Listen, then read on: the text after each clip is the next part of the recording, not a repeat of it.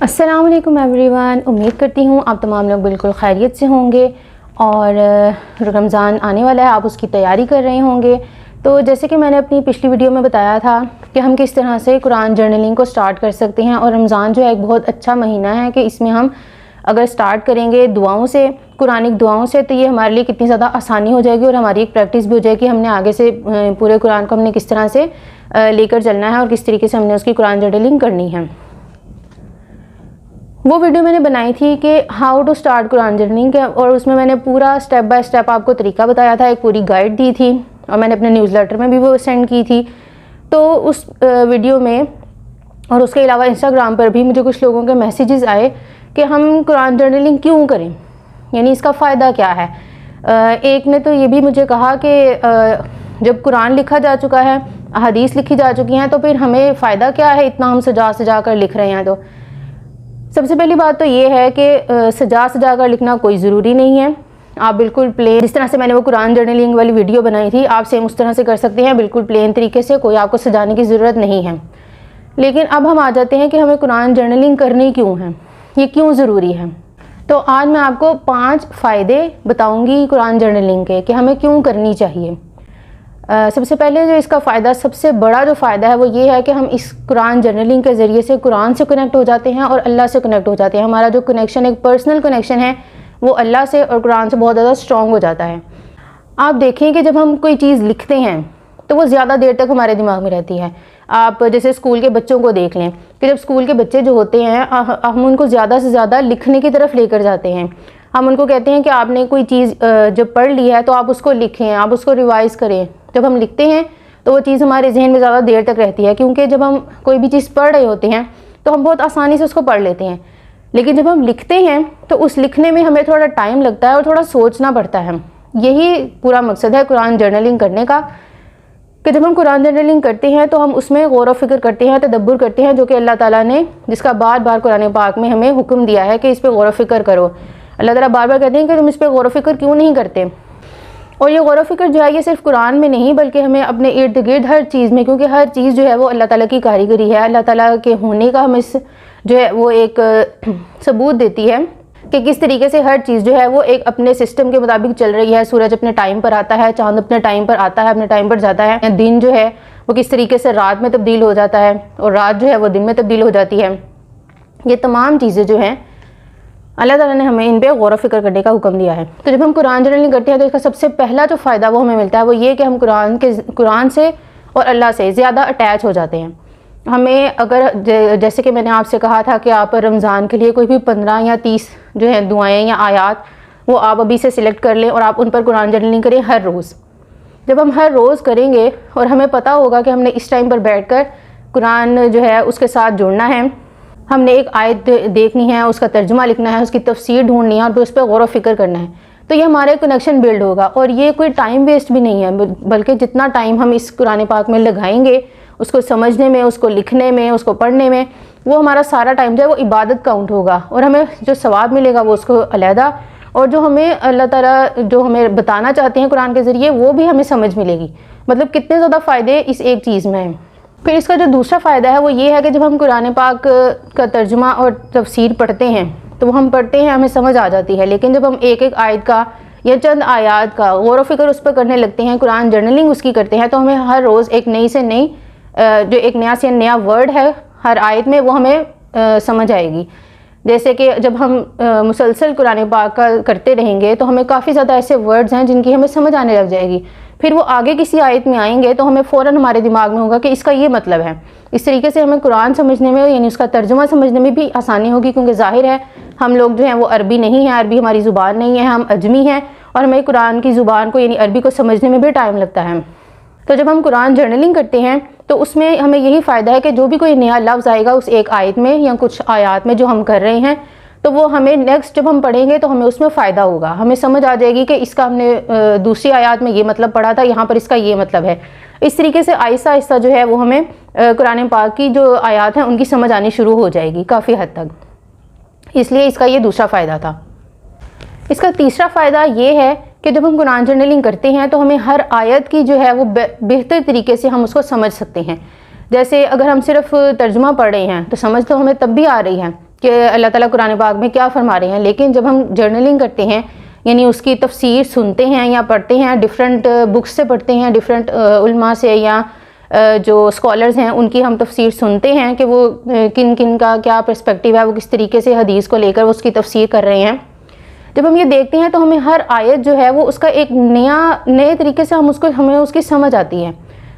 जो पहले तर्जुमा करके हमें एक ओवरऑल व्यू मिल रहा था उस आयत का, जब हम कुरान जर्नलिंग करेंगे तो हमें उसकी डेप्थ पे जाना पड़ेगा। हम उसकी डेप्थ में चले जाएंगे और हमें समझ आ जाएगी कि ये आयत जो है वो जब नाजिल हुई तो उस वक्त जो है क्या माहौल था, वो उसका कॉन्टेक्स्ट क्या था, इस आयत के उतरने का बैकग्राउंड क्या है। अगर हमें ये भी ना भी पता चले कि अगर हमें बैकग्राउंड की समझ नहीं आ रही कि हम किस तरह से ढूंढें या किस तरह से हमें समझ आएगी, तो हम सिर्फ तफसीर ही जब देखेंगे तो हमें हर एक नई आयत जो है वो ज़्यादा बेहतर तरीके से समझ आने लग जाएगी।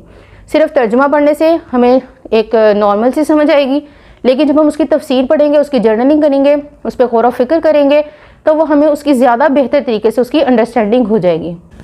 चौथा इसका फ़ायदा ये है कि जब हम जर्नलिंग स्टार्ट करते हैं तो हमें जिस तरीके से मैंने आपको कुरान जर्नलिंग के पूरे पॉइंट्स बताए थे, उसमें एक पॉइंट था कि हमने लिखना है कि हमने इसको रिफ़्लेक्ट किस तरीके से करना है, मतलब कि हमने उस पर उसको अपनी ज़िंदगी में किस तरीके से उस पर अमल करना है।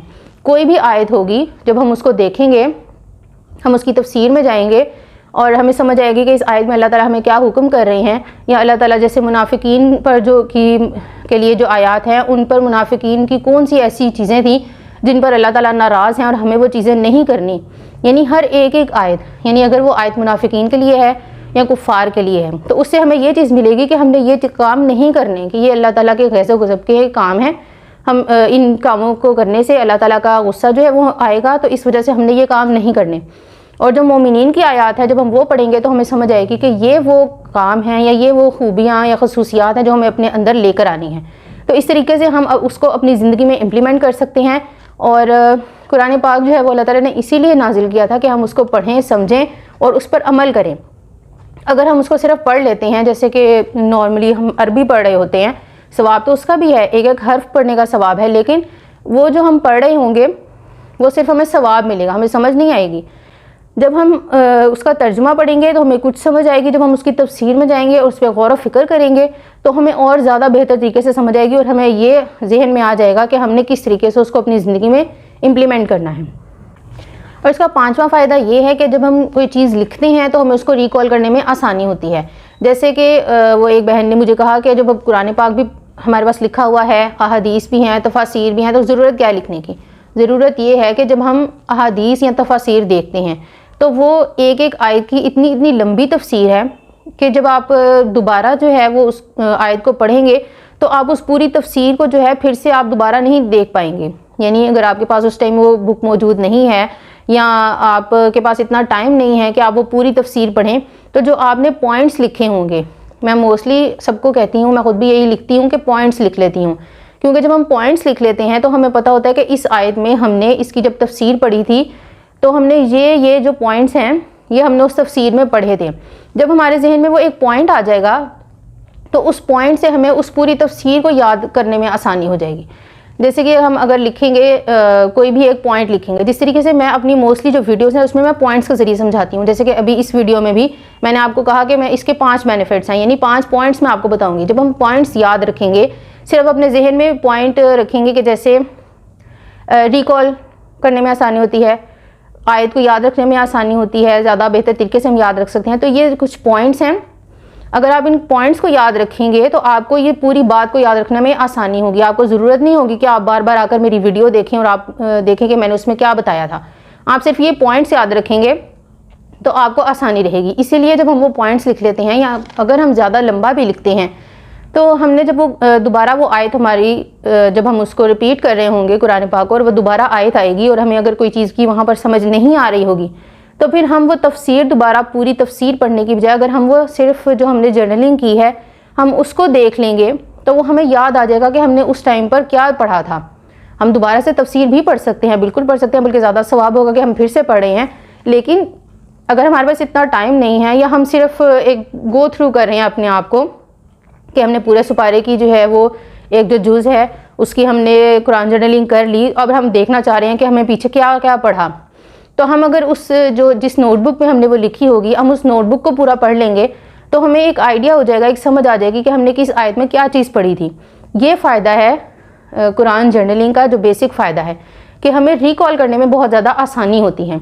तो उम्मीद करती हूँ कि आप लोगों को समझ आ गई होगी। अब जो लोग बार बार पूछ रहे थे कि क्यों करनी चाहिए, तो वैसे तो ये कोई कंपलसरी नहीं है कि आपने ज़रूर करनी है। आपके पास कुरान पाक है तर्जुमे वाला, आपके पास अहादीस की किताबें हैं, आपके पास कोई भी तफसीर है जो आप पढ़ना चाहते हैं, तो ये आपके लिए बिल्कुल इनफ है। आप बिल्कुल उससे पढ़ें और आप ना कुरान जर्नलिंग करें, कोई इसमें कंपल्शन नहीं है।